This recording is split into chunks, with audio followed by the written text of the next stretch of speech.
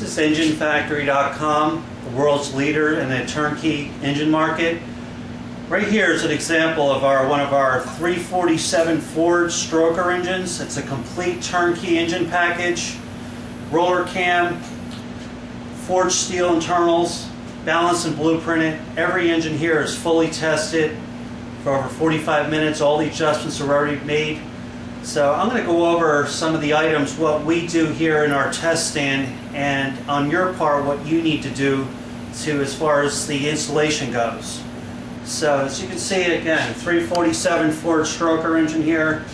You have our radiator right here, and you want to run an electric fan on the inside of the radiator. What that's going to do is going to pull the air through the radiator to cool the engine. So highly recommend an electric fan on the engine. This application is a standard rotation water pump. It's driving just a 100 amp chrome alternator. You can see we put the March serpentine belt on there. The belt tension is already set for you. The alignment is right on. We put a little fascia cap right on the front of the pulley here. So again, when you're running electric fan, you don't have to hook up any fan on this part. So this is very important on your lower radiator hose. You usually want to run a spring in that lower radiator hose. That'll prevent the radiator hose from collapsing. So that's real important. On our Ford engines, we install a 180-degree Fahrenheit thermostat that's already installed in there for you. You can see everything's dressed nicely. The alternator, on the back of the alternator, there's a stud and nut right back here. And it's very simple. It's a one-wire hookup. All you have to do on your part is hook one 10-gauge wire from that stud and nut directly to the positive terminal on the battery. It's a one-wire hookup alternator. So that's all you have to do in that part. The ignition timing, we set the ignition timing here at the engine factory. We already set it up for you. The way we do it here is what we do is, it's nice and simple. We disconnect the vacuum advance hose right here. We pull that off there. We rev the engine up to 3,000 RPMs, and we set with our timing light at 3,000 RPMs the ignition timing.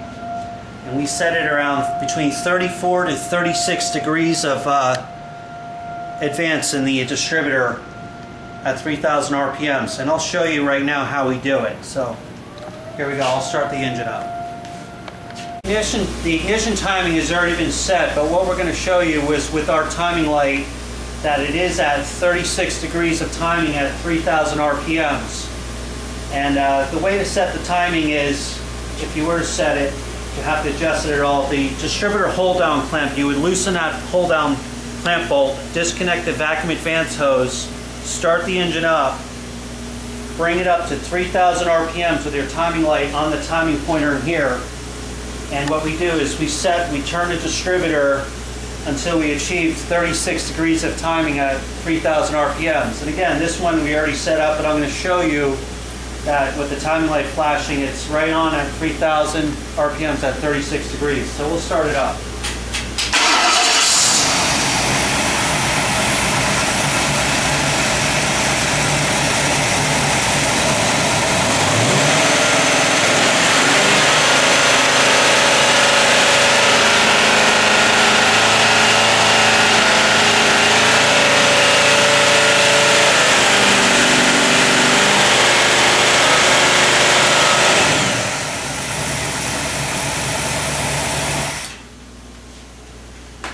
There you have it, set at 36. We reconnect the vacuum advance line.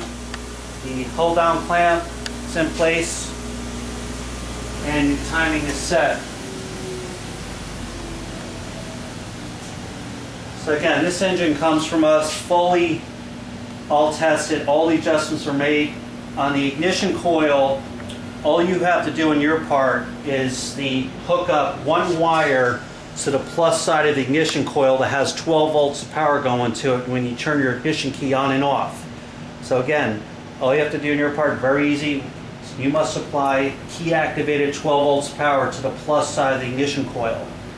The negative side of the coil, you'll hook up the green wire that'll go to your tachometer for your tack. So carburetors are already adjusted. The idle mixer screws, we went over them twice. We balanced them out until we achieved the best manifold vacuum possible. So they're all set. We actually hook up the throttle return spring for you. The throttle cable ball is already on there. This is your fast idle kickdown screw right here. And we adjust that. We know exactly where to set them up. So when you start the car up cold in the morning, the idle is going to be on fast idle. This screw adjusts how fast the kickdown comes down off of once the engine warms up. So we pretty much set that up for you so your fast idle kickdown is set right out of the box. On the other side here is your electric choke.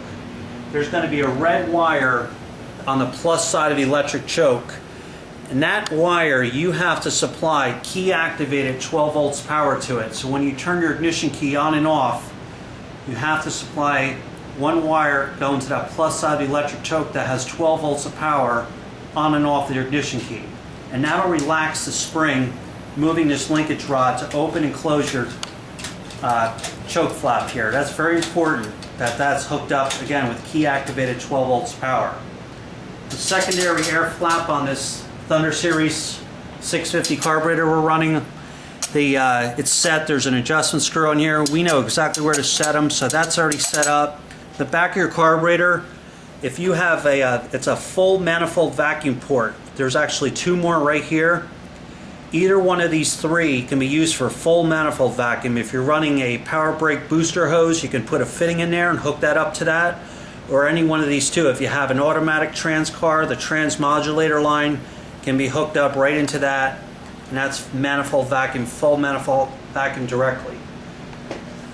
On the other side of the engine here, we have the high volume fuel pump. All you have to do on your part is hook up a 3/8 fuel line with a new clamp on the side where for the fuel line hookup. The opposite side, we have the braided Edelbrock fuel line with an inline gas filter. So when we test them, we make sure there's no fuel leaks.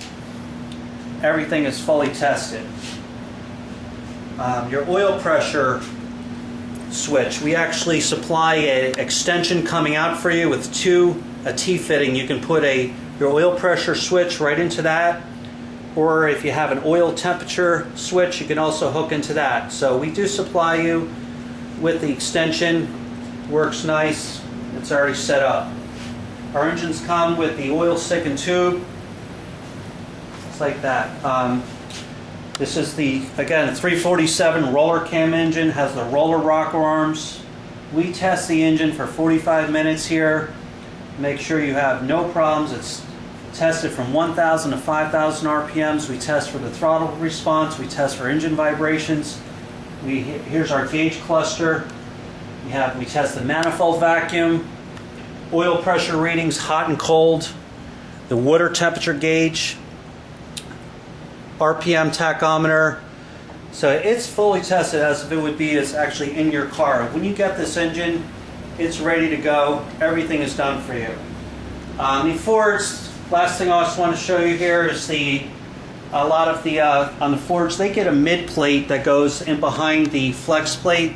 This is just our test bell housing, but you will have to remove the flex plate or the standard flywheel, and you will have to install a mid plate that goes in behind that flywheel.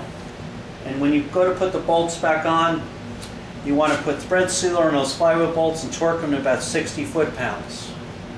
The last item I want to show you before I'll start it up here is over here on the side of the block. This is where you want to hook up your ground strap cable.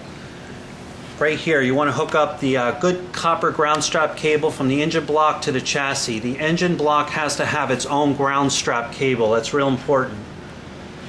The other thing is, highly recommend running urethane motor mounts, heavy duty motor mounts for these performance engines. They work very well. So we'll start it up and we'll show you our gauge cluster here and get it out to the customer. So we'll start it up. Okay, here's our 347 stroker Ford. We're going to start it up.